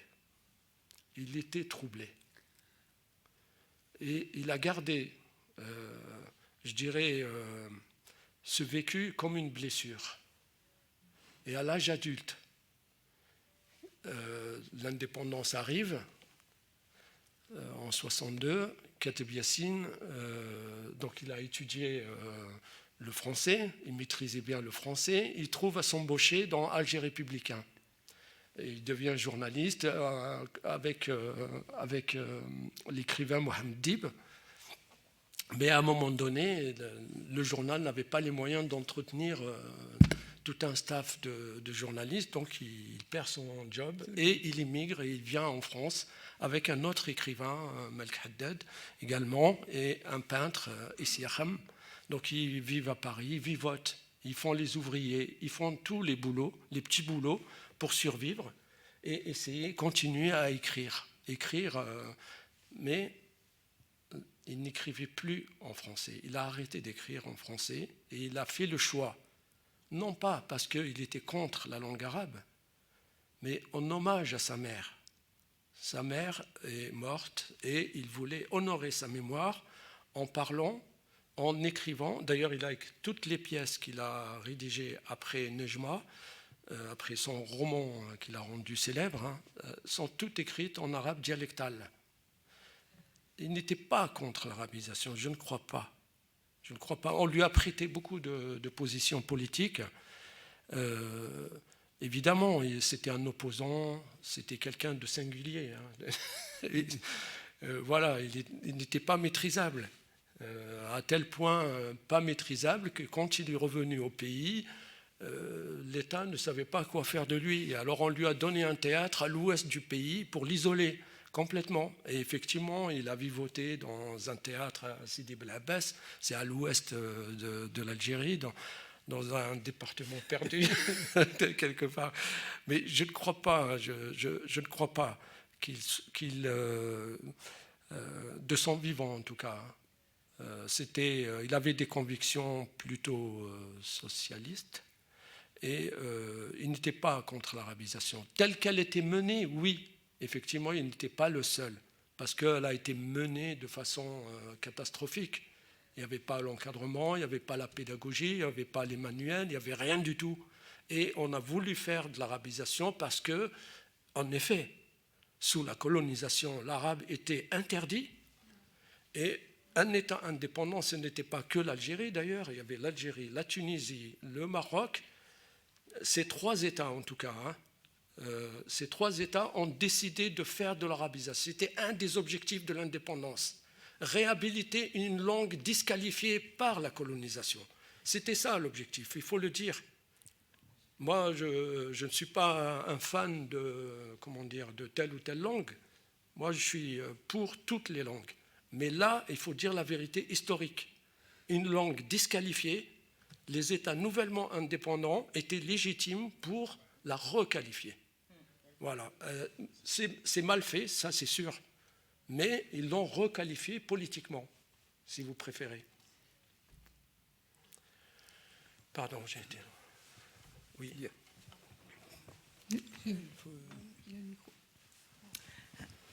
Bonsoir, merci pour la présentation très riche qui parle et qui nous permet justement de prendre connaissance d'éléments qu'on ne maîtrise pas toujours. Sur la question des statistiques, bon, il est vrai que quand il y a des études qui sont faites, il y a forcément une page où on doit, où il est dit qu'il faut mettre des chiffres et formuler tout ça par des statistiques. Après, je pense que toutes les recherches que vous avez faites, elles sont très intéressantes. Et moi, je dirais simplement, vraiment très simplement, qu'en fait, sur la question de notre langue, la langue arabe, qui est une langue très riche, très riche dans toute sa diversité, je pense que l'Occident n'a pas su la comprendre, parce qu'il y a justement, depuis des décennies, voire des siècles, un problème géopolitique et qui continue aujourd'hui dans une société qu'on appelle aujourd'hui la liberté, l'égalité, la fraternité, la liberté de droit, et qui n'est plus et qui est un pays de non-droit pour en tout cas notre communauté d'origine arabo-musulmane. Voilà ce que je voulais dire. Et en tout cas, merci pour la présentation de ce que vous nous avez apporté ce soir. Merci. Merci. Moi, j'avais une question, enfin, une remarque aussi. Oui. J'ai l'impression que la langue arabe aussi, c'est compliqué, en fait, qu'il y a plusieurs langues, entre les langues parlées, la langue écrite. Alors, je ne sais pas, je commence à comprendre qu'il y a plusieurs langues écrites. Enfin, je n'ai pas bien compris. Parce que quand il faut revaloriser la langue arabe dans les pays nouvellement indépendants, et déjà, là, ce n'est pas très clair pour moi. Et puis après, donc, entre les différentes manières d'apprendre l'arabe, d'avoir accès à l'arabe, lequel arabe, je ne sais pas, mais du coup, entre l'école, les associations culturelles et les associations ou les espaces cultuels, donc la mosquée et peut-être d'autres structures, je ne sais pas, est-ce que c'est le même arabe qu'on enseigne dans ces endroits? Est-ce que c'est des langues différentes? Est-ce qu'on n'a pas tendance à amalgamer ce qui se passe dans les associations avec juste apprendre l'arabe pour pouvoir lire le Coran ou en lien avec le Coran? Je sais pas. Est-ce qu'on a besoin d'apprendre l'arabe pour lire le Coran? Tous ces trucs, moi, je sais pas. Et c'est vrai, en fait, pour moi, il y a un problème, c'est qu'on ne sait pas. Oui. Et ce que je trouve dommage, c'est qu'à l'école, moi, j'aurais bien appris l'arabe, par exemple. Mais bon, effectivement, il n'y en avait pas. Même quand j'ai voulu apprendre le russe, c'était la galère. Donc, il n'y a pas que l'arabe, il y a d'autres langues. Mais quand même, avec le nombre de personnes d'origine, on va dire du Maghreb qui sont en France, c'est quand même lamentable qu'on en soit à ce petit chiffre. Parce que même l'italien, on peut l'apprendre. Et l'italien, on ne peut pas dire que c'est d'une utilité phénoménale non plus, quoi. Donc, moi, je trouve ça consternant, en fait. Et par contre, je trouve que ça serait intéressant de développer, de penser à développer dans toutes les écoles, comme on a eu du latin, du grec en cours de français pour se sensibiliser sur le latin et le grec, et ben d'avoir des initiations à plein de langues. Ça pourrait être les langues bizarres, quoi. Enfin, les langues qu'on ne peut pas parler, l'italien, l'espagnol, l'allemand, on l'entend un peu, mais l'arabe, on l'entend, mais on n'arrive pas à comprendre comment c'est fait. Le russe, c'est pareil, le chinois, c'est pareil. Mais c'est des langues comme ça qu'on pourrait peut-être avoir envie d'apprendre si on nous initiait un minimum. Ouais. Voilà. Enfin...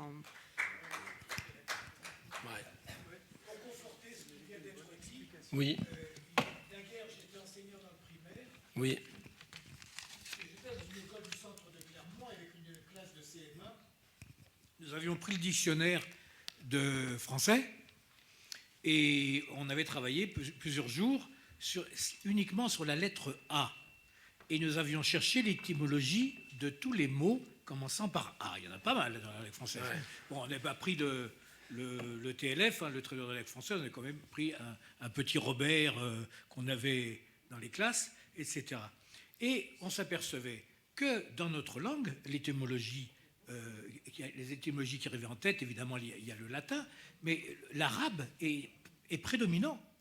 énormément de mots de la langue française viennent de la langue arabe. Voilà, c'est tout ce que je veux dire. Ouais. Beaucoup de mots, ouais. Je vais... Bon, il faut répondre parce que Oui, sinon, je vais tu veux poser la question avant? Oui. Parce que justement, tous les jeunes locuteurs de langue arabe s'étaient sentis valorisés simplement auprès de leurs petits camarades, de se rendre compte que le français, il avait une histoire, et une histoire qui passait par la langue arabe. Et pas seulement par le grec ou le latin. Ouais. Bon, excusez-moi. Bon, je ne vais pas faire part de ma longue expérience dans les quartiers périphériques de Clermont avec les enfants en tant qu'instit. Simplement pour dire que tu as dit que l'arabe était une langue civilisationnelle, mais dans les écoles, malheureusement, c'est pas. Enfin, je parle auprès des enseignants. C'est pas intégré, c'est-à-dire que c'est une langue des migrants, au même titre que le bambara, le wolof, le bushinengue, enfin tout ça est relégué. J'étais dans une école primaire où il y avait une classe bilingue pour des enfants, en primaire dans un quartier défavorisé, où on a voulu attirer un autre public, donc on a fait une classe bilingue en anglais. Eh bien, dans le vocabulaire de mes collègues, les enfants bilingues, c'était ceux qui parlaient anglais. Or, dans nos classes, on avait 75% des enfants qui étaient bilingues, qui parlaient turc, qui parlaient bambara, qui parlaient le dialecte marocain, algérien ou tout ce qu'on veut. Eh bien, elles parlaient couramment d'enfants bilingues uniquement pour les anglophones. Et c'est quelque chose... Il n'y avait rien à faire. Enfin, je me suis battue contre ça, mais voilà. Donc, ça veut dire que l'arabe est relégué au rang des... Oui. Bon, Jean-Jacques, tu voulais peut-être poser ta question? Vas-y. Bon, c'était plus en fait une remarque, mais je veux peut-être laisser répondre Ahmed, parce qu'en fait, un des problèmes qui a été évoqué, c'est un problème qui est bien connu des linguistes, qui est la diglossie, qui est le fait que tu n'as pas abordé, parce que c'est vrai que ça, c'est compliqué à aborder dans le cadre de l'enseignement, parce qu'en fait, à ma connaissance, il y a très peu, enfin dans le secondaire, il n'y a pas d'enseignement de dialecte. Il n'y a qu'à l'université, et dans très peu d'universités, que l'on enseigne les dialectes, les divers dialectes.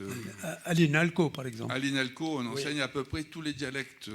Voilà. Mais c'est un cas tout à fait particulier. Oui. Voilà. Et effectivement, entre la langue arabe dont tu nous as parlé, c'est celle qui s'écrit, et ce n'est pas celle qui se parle quotidiennement. À part les enseignants et quelques présentateurs à la télévision, personne ne parle l'arabe classique de manière naturelle et spontanée. On emploie la langue du pays dans lequel on est, qui se rapproche plus ou moins de la langue arabe dite classique. Voilà. Alors après, effectivement, il y a un problème d'image avec cette langue qui est effectivement associée à la langue de l'émigration et pas du tout à une langue culturelle. Et ça, je pense que par rapport aux enseignants, c'est qu'il y a un manque de formation des enseignants, que ce soit du primaire ou du second degré, sur un certain nombre de questions, et notamment vis-à-vis de l'arabe. Bon, ce n'est pas le seul problème qu'il y a, mais dans la formation, il y a effectivement, je pense, de graves lacunes, que ce soit au niveau de la connaissance de l'histoire des pays arabes et musulmans, de la langue. Enfin bon, il y a tout un tas de choses où il y a vraiment une méconnaissance. Et cette question d'association de la langue arabe à la langue de l'émigration et pas du tout à la langue d'une culture, c'est à mon avis le principal obstacle pour son développement. C'est qu'elle est complètement dévalorisée, alors qu'en fait, quand on connaît un peu, alors à la fois l'histoire, ne serait-ce que de l'Europe avec le monde arabe, on voit que sans la culture et la civilisation arabe, et sans tout le rôle de transfert et d'enrichissement qu'a eu le monde arabe par rapport à la culture grecque, l'Europe de l'époque, au moment de la Renaissance, aurait pas eu le développement qu'il a eu s'il n'y avait pas eu cet apport de la culture arabe. Donc ça, c'est quelque chose de très important et qui est totalement passé sous silence, parce que c'est très gênant d'un point de vue politique de devoir reconnaître que l'Occident, et en particulier l'Europe, a une dette mais absolument considérable par rapport au monde arabe. Voilà. Bon, et donc, on entre dans des problèmes là qui sont effectivement des problèmes politiques qui viennent interférer avec des connaissances qui sont plutôt d'ordre culturel ou civilisationnel ou linguistique. Alors, en 2 mots, je voudrais juste ajouter, excuse-moi, Oui, je t'en prie. juste 2 mots à propos de la langue classique. La langue arabe classique, qui est la langue des journaux, la langue de la radio, de la télévision dans tous les pays arabes, c'est une langue qui est comprise par tout le monde, y compris ceux qui, dans la rue, ils parlent leur dialecte. Le dialecte qui est dérivé de la langue arabe, c'est une dérivée de la langue classique. Mais l'ensemble de la population dans les pays arabes comprennent l'arabe classique, même si elle ne le parle pas naturellement dans la rue. Voilà, c'est tout ce que je veux dire. Bien sûr, oui, tout à fait. Oui, il y a plusieurs questions. Attends, après. Oui, je vais être rapide pour permettre de laisser les gens s'exprimer. Oui, avance le micro. Ah oui, le micro. Alors, quelle langue? Donc, c'est une bonne question. Depuis très très longtemps, dans le monde arabo-musulman en général, donc les gens parlent un dialecte local, dérivé bien sûr de la langue classique, et ils écrivent en arabe littéral ou arabe académique, toujours. Ça a toujours été comme ça. C'est-à-dire qu'à l'école, on apprend la langue, on va dire, de la science et de la littérature, etc. Et dans les familles, dans le marché, etc., on parle la langue de tous les jours. Parce qu'il y a des fonctions sociales, en fait, de chaque parler. Ce n'est pas une hiérarchie, mais c'est une division des tâches. On l'appelle la division des tâches linguistiques entre différentes langues. Si vous faites un tableau à double entrée, vous mettez l'économie et vous mettez comme ça en colonne les langues qui sont mobilisées. Vous allez toujours trouver, plus vous allez vers le formel, et plus vous allez trouver les langues académiques, les langues qui servent pour la recherche, pour la poésie, etc. Et plus vous allez vers l'informel, et plus vous allez trouver les langues populaires. C'est comme ça. C'est valable aussi pour le français. Je veux dire, dans les familles, on ne parle pas le langage de Pierre Bourdieu. On ne parle pas le langage de Jacques Lacan. On va parler le langage, le français ordinaire de tous les jours. Voilà, qui est plein d'expressions populaires, argotiques, des fois des expressions qui viennent d'ailleurs, d'autres langues, y compris de l'arabe.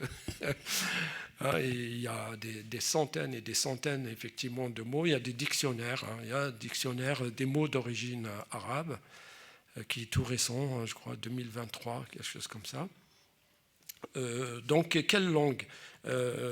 Effectivement, ce qui est enseigné actuellement, c'est plutôt l'arabe médian.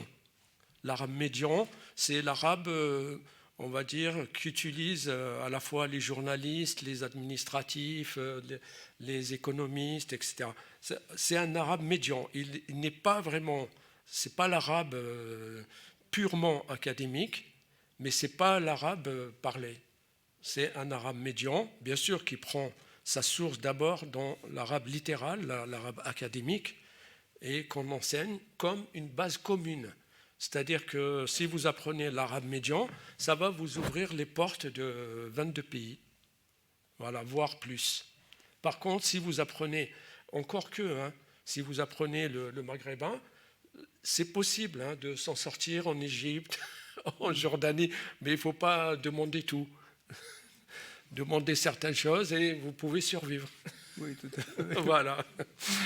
Après... donc oui, il n'y a pas de langue bizarre. C'est vraiment c'est l'inventivité populaire qui fait que ça apparaît comme des bizarreries. Parce que en fait, les langues populaires sont inventives. D'ailleurs, elles progressent beaucoup plus rapidement que les langues académiques qui sont régulées par des académies où on discute quels mots on fait rentrer dans le dictionnaire et quels mots on ne rentre pas. Alors que l'arabe parlé, la langue parlée, de manière générale, parce que ça c'est une règle internationale, hein. Donc les peuples innovent. Et des fois, ils créent des mots qui n'existent pas. Hein. On a eu l'exemple du verlan, hein, en France. Oui. Voilà, c'est une créativité comme ça qui vient de la société. Parce qu'il y a un besoin et on crée. C'est comme ça que les langues vivent. Si on s'en tenait uniquement aux académiciens, les langues, elles se figeraient en quelque sorte. Voilà, elles ne progresseraient pas. Donc voilà, ça explique également le fait que les langues s'interpénètrent, elles s'enrichissent mutuellement, de façon harmonieuse ou pas, mais elles s'enrichissent mutuellement. Si vous allez au Maghreb, vous avez un paquet de mots français, donc vous entendez dans le marché comme ça, les gens, de temps en temps, hop, des mots français qui sont au milieu de la phrase, comme ça. Les gens utilisent l'anglais, même dans les terrains de sport, hein, one, two, three, viva, etc. Il y a même des mots français qui sont conjugués avec la grammaire arabe. Voilà, donc juste dans un slogan que vous entendez dans un stade, vous avez 3 langues.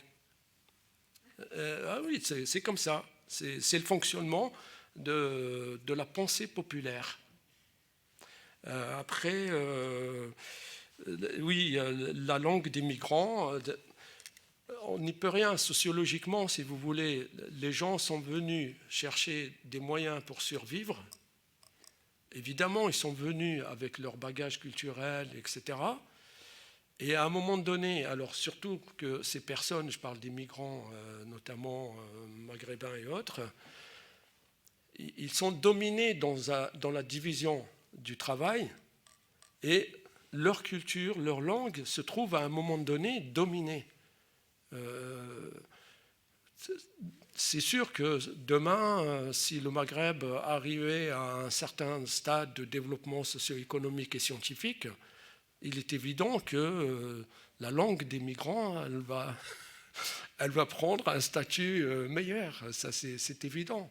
Voilà, on ne prête qu'aux riches. À l'anglais, on lui attribue des tas de qualificatifs, etc. On en fait une langue sexy, mais c'est pas lié uniquement à la nature de la langue. C'est aussi un monde économique dans lequel il y a des impérialismes qui imposent leur mode de pensée, qui imposent leurs informations, qui imposent leurs sciences, et puis leurs mensonges aussi. Et on en a les exemples là avec ce qui se passe en Palestine. On a des narratifs qui sont imposés à travers certaines langues. C'est comme ça, c'est une question de puissance. Ce n'est pas une question de vérité scientifique. C'est totalement différent.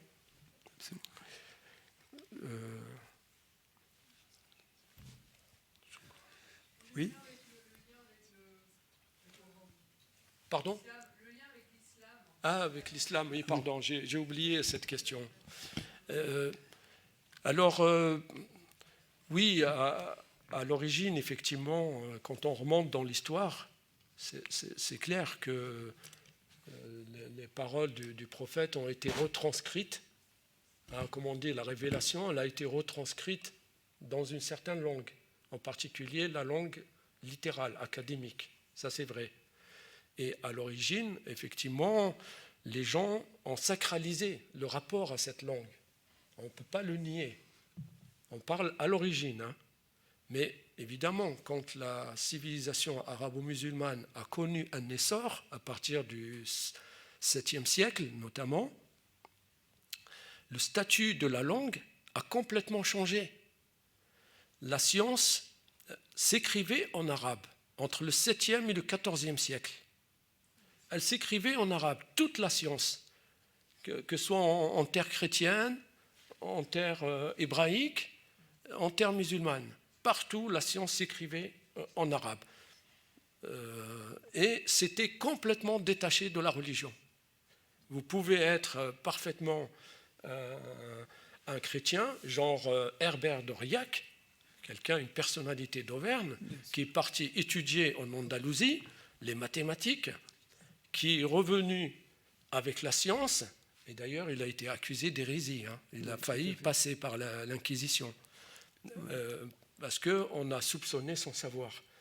Non, mais Ça, c'est un élément d'histoire, hein, et qui est devenu pape après. Hein. Ça ne l'a pas empêché de devenir pape. Donc, c'est vous dire qu'à un moment donné, quand les civilisations atteignent un certain stade de développement, il n'y a plus de lien direct avec la religion ou autre. Ce qui devient important, c'est l'objet de la recherche, c'est l'objet de la discussion, l'objet du débat, et non pas le lien avec telle ou telle légitimité religieuse. Voilà. Aujourd'hui, quand on apprend le Coran, quand on étudie le Coran, Oui. en fait, on apprend aussi l'arabe en même temps. Alors, on apprend à parler l'arabe, et c'est une manière d'apprendre l'arabe aussi. si vous allez... Non, vous n'êtes pas obligé, c'est un support. Il est utilisé en tant que support. Si vous allez à la mosquée du coin, là, le monsieur, il va vous apprendre d'abord un certain nombre de lettres, etc. Il va vous apprendre à au moins déchiffrer les mots, hein. Sinon vous ne lirez pas le Coran. Donc il va vous apprendre, il va vous donner les bases de la langue pour que vous puissiez lire le texte religieux pour lequel vous êtes allé chez lui. Voilà, c'est ça en fait, hein. Il y a une offre par rapport à une demande. Après, dans les écoles laïques et dans les associations laïques comme la nôtre, on enseigne la langue indépendamment. Nous utilisons d'ailleurs le même manuel qu'à l'université. Marhaba, c'est Habib qui nous l'a préconisé et nous l'avons adopté et notre public, il l'accepte. C'est un manuel laïque. On apprend l'arabe sur des bases pédagogiques qui n'ont rien à voir avec la religion. Parce que les gens, d'abord, on n'est pas compétent. Si demain, quelqu'un venait à moi en me disant « je voudrais apprendre la religion », je serais incapable de répondre à cette demande. Donc c'est en fonction de la nature de la demande que vous allez rencontrer certains supports ou pas, si vous préférez. Évidemment, si vous apprenez l'arabe classique, après, même si vous n'êtes pas allé à la mosquée, vous pouvez lire n'importe quel texte. N'empêche qu'il y a des cas où des gens veulent apprendre à leurs enfants l'arabe et ils n'ont pas d'autre choix que d'aller dans une école coranique, quelquefois, ou des gens qui, eux, ils répondent à une demande religieuse, mais il y a des gens qui n'ont pas d'autre choix que pour apprendre les rudiments d'arabe que de s'adresser à des gens-là. C'est là où on voit les effets du manque d'offres dans l'éducation de la langue arabe. C'est-à-dire que ça oblige des gens à aller se mettre sous la coupe éventuellement ou apprendre dans des cadres qui ne sont pas tout à fait laïques.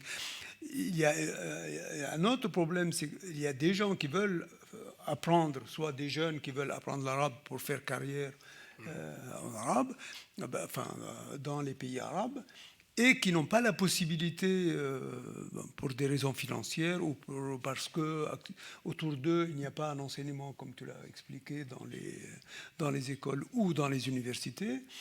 Et l'enseignement d'arabe, quelquefois, il est réservé à une certaine élite. Moi, j'en connais un certain nombre qui vont faire le voyage en Égypte, passer 6 mois, 1 an dans des instituts égyptiens qui délivrent un enseignement arabe, mais ils ont les moyens de se payer ça, et ils le font. Donc il y a une question de discrimination aussi qui se fait aussi par l'argent. Tout à fait, oui. Oui.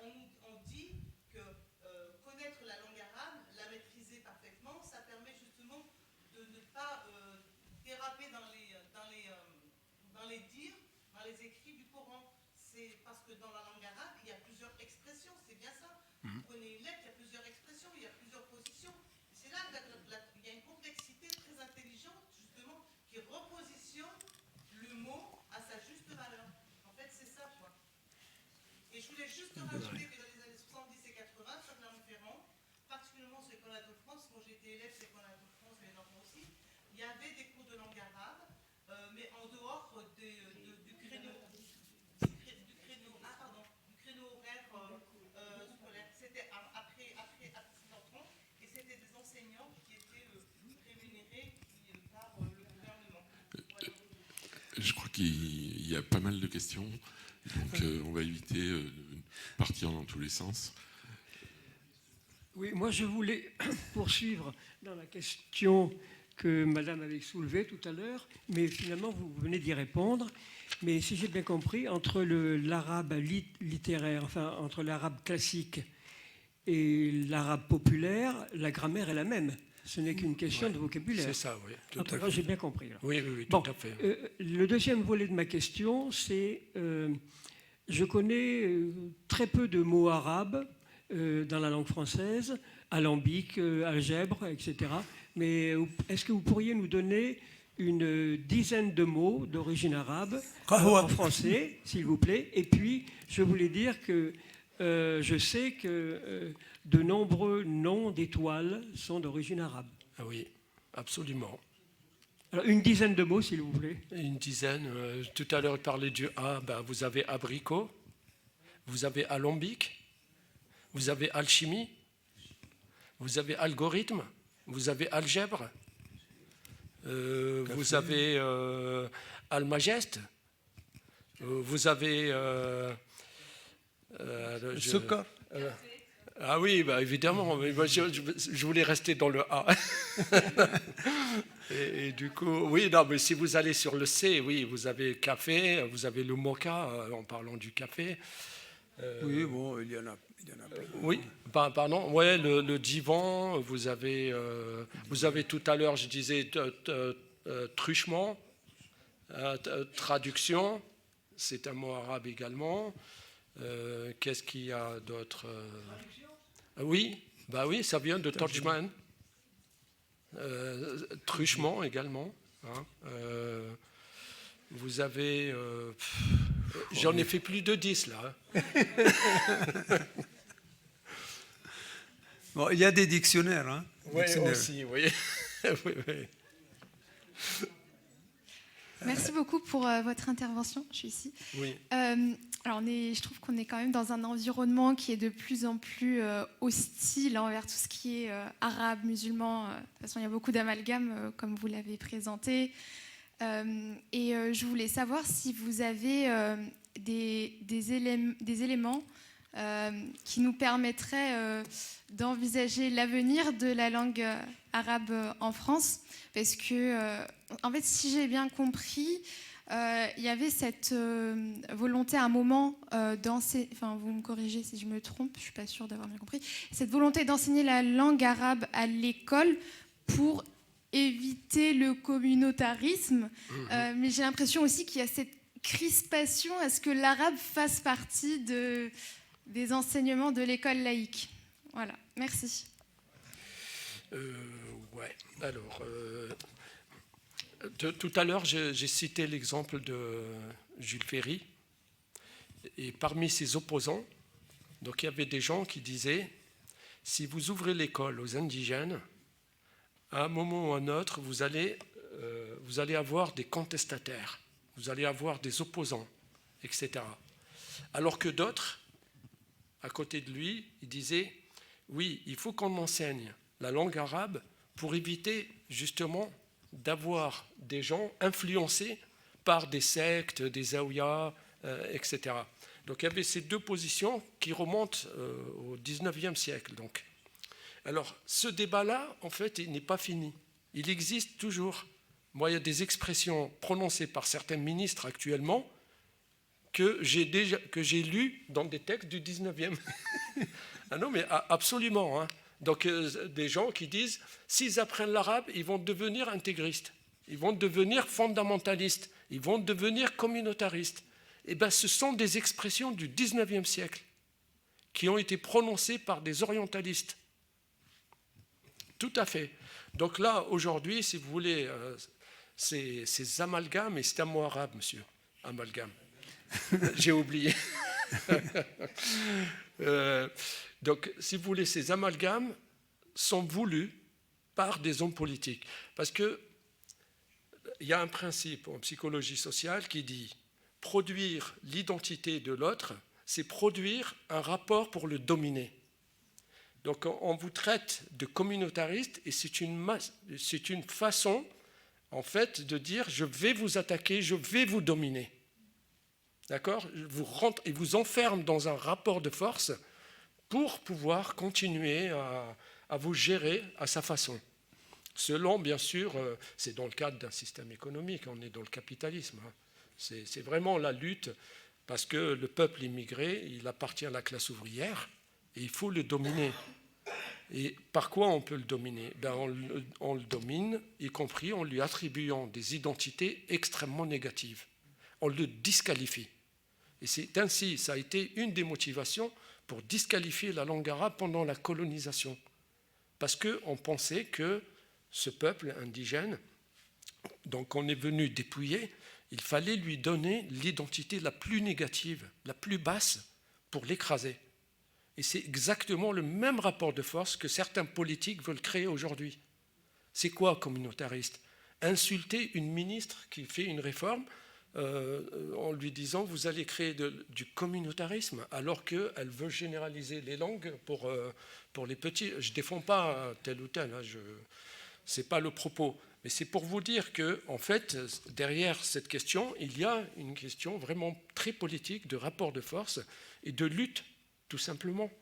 Donc là, c'est évidemment, je l'ai dit tout à l'heure dans l'historique, en 1975, les ALCO, entre autres origines, ce sont les associations qui ont demandé à l'État de prendre ses responsabilités. Et à un moment donné, le rapport de force était favorable et l'État a lâché un peu de l'Est. Et il a créé ces ALCO. Autrement, si la société ne s'était pas mobilisée, il n'y aurait rien eu. Là, aujourd'hui, on n'aurait pas discuté des ALCO. On aurait discuté d'autres choses, alphabétisation, que sais-je encore. Donc c'est vraiment, il faut prendre conscience de ça. Ça ne veut pas dire que chez les immigrés, il n'y a pas des tendances politiques extrémistes ou autres. Ça existe comme partout. Mais il n'empêche que la grande masse n'a rien à voir avec l'extrémisme, n'a rien à voir avec le communautarisme. Preuve en est, hein, les Maghrébins, ils envoient des ministres au gouvernement qui ne sont pas communautaristes. Ça, il faut le savoir. Hein. Ben oui, c'est important. Si c'était que des intégristes, il n'y aurait pas... Hein, il y a une participation dans les hôpitaux, participation dans les universités, dans les écoles, etc. Normalement, comme tous les citoyens. Bon, il nous reste en gros 4 à 5 minutes. Donc peut-être une ou deux questions. Je peux me permettre j'ai le micro, alors j'en profite. Oui. Une question très simple. Il y a en France maintenant des stations de télévision qui ont des programmes communautaires. En Basque, en Béarnais, en Bretagne, en Alsace. Il y a aussi des stations de radio communautaires, voire sur les chaînes nationales aussi, où il y a des heures qui sont réservées, par exemple, aux Béarnais, aux Basques, aux différents dialectes bretons. Et donc, je me demande s'il y a, je crois connaître la réponse, y a-t-il en France des émissions radio ou télévision de langue arabe? Et s'il n'y en a pas, y a-t-il eu des tentatives pour en mettre en place? Et s'il y a de telles tentatives, comment se fait-il qu'elles n'ont pas abouti? Il y en a eu. Hein, il y en a eu. Pardon? Oui. Oui, c'est par rapport aux minorités chrétiennes arabes. Oui. Et la droite classique, sans parler de l'extrême droite, qui se présente souvent comme des grands défenseurs des chrétiens d'Orient, qui malheureusement sont en train de disparaître du Moyen-Orient. Et les mêmes parlent à tout vent, tu l'as bien expliqué, de communautarisme. Donc on voit les contradictions, quoi. Alors est-ce que tu as une connaissance parce qu'en France, il y a un certain nombre de chrétiens arabes Oui. du Moyen-Orient, Bien sûr. hein, qui aiment leur langue d'origine. Hein. Bien sûr. Il se trouve que je connais une amie libanaise chrétienne qui est très fière d'avoir appris en même temps que le français à son jeune fils, Oui. et le français et l'arabe. Oui, tout à fait. Oui. Hein, comme des foyers qui Oui, sont... oui. Voilà. Et donc les minorités chrétiennes... ça... Et puis alors aussi une autre question, c'était par rapport... Il se trouve qu'il y a un certain nombre de musulmans qui vont dans les écoles chrétiennes, parce qu'ils choisissent l'enseignement privé, et comme évidemment l'enseignement privé Oui. est surtout catholique, est-ce que ces écoles-là ont pensé à la langue arabe? Enfin, là, j'en suis pas sûr, mais je pose la question. On va prendre une dernière question. Oui. Donc, une dernière question. Oui, une petite dernière, là. Quelle est la situation de la langue arabe dans les pays voisins? Je pense en particulier à l'Espagne, qui a beaucoup eu de colonisation arabe, et puis aussi en Angleterre, parce que là, je vois beaucoup de minorités de ces pays-là. Oui. Bon, est-ce que la situation de la langue, de l'enseignement de la langue arabe est similaire à la situation en France ou pas? J'ai interrogé quelques bases de données, oui. C'est vrai que je m'étais posé cette question, oui. Et je crois que c'est assez similaire. C'est-à-dire que la place de l'enseignement de la langue arabe est assez marginale. Peut-être que le plus en France, c'est le secteur d'enseignement supérieur. C'est-à-dire qu'un institut comme l'INALCO est vraiment introuvable ailleurs. Voilà, il n'existe pas, bien qu'on connaît des courants orientalistes très puissants en Allemagne, en Angleterre. Hein. Ça, c'est vrai historiquement, en Espagne également. Mais un institut comme l'INALCO n'existe qu'en France. Pourquoi? Parce qu'il y a une longue histoire derrière, que j'ai évoquée tout à l'heure rapidement. Donc pour les besoins de l'État et les besoins, bien sûr, du commerce avec le monde arabo-musulman. Sinon, au niveau d'enseignement, c'est aussi lamentable. Voilà, c'est assez faible. Sinon, oui, pour les communautés chrétiennes parlant arabe, oui, c'est des communautés, bon, vous le savez, hein, donc qui sont très anciennes, qui remontent à l'époque des croisades et qui ont maintenu leur identité d'arabe avec la langue. Donc on le voit dans l'expression, par exemple, en Palestine, hein, c'est très très fort. Ils sont attachés à leur pays, à leur région, à leur maison, à leur champ, etc. Donc il n'y a aucune différence, mais strictement aucune. En tout cas, chez les peuples du Moyen-Orient, il n'y a aucune différence entre... D'ailleurs, on a du mal à les distinguer, sauf en allant dans les lieux de culte. Là, oui, tiens, lui il est chrétien, lui il est musulman. Mais sinon, dans la vie de tous les jours, non, il n'y a aucune différence. Il n'y en a pas.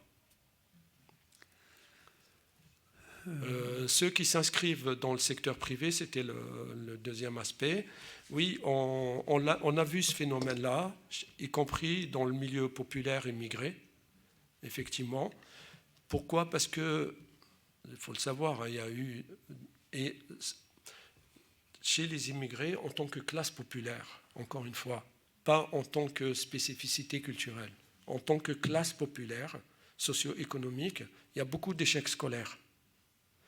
Et une des manières de lutter contre l'échec pour certains parents, n'ayant pas les codes de l'école, ils les inscrivent dans l'école privée dans l'espoir d'avoir une deuxième chance. Et ils se saignent pour ça. Et des fois, c'est les cours, etc.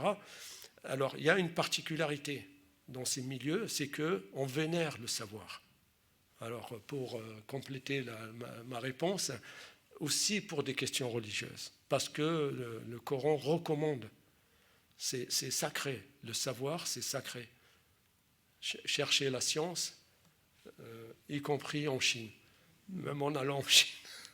Donc ça, c'est un rapport à la science, au savoir de manière générale, qui est extrêmement important et donc qui conduit les gens à se ruiner pour investir, y compris dans les écoles privées. Ben, ça ne marche pas toujours, hein, parce que parfois ils échouent pareil que dans le public. Mais c'est à cause des codes, bien sûr, comme l'expliquait très bien Pierre Bourdieu. Hein. Plus une famille est proche culturellement et idéologiquement du système éducatif, et mieux ses enfants réussissent. Bien sûr. Voilà, ça c'est... Eh bien, merci Ahmed pour ce débat, pour l'animation de ce débat. Merci à vous. Merci à vous. Et donc, je rappelle qu'il y a quelques exemplaires des livres d'Ahmed qui sont à l'endroit.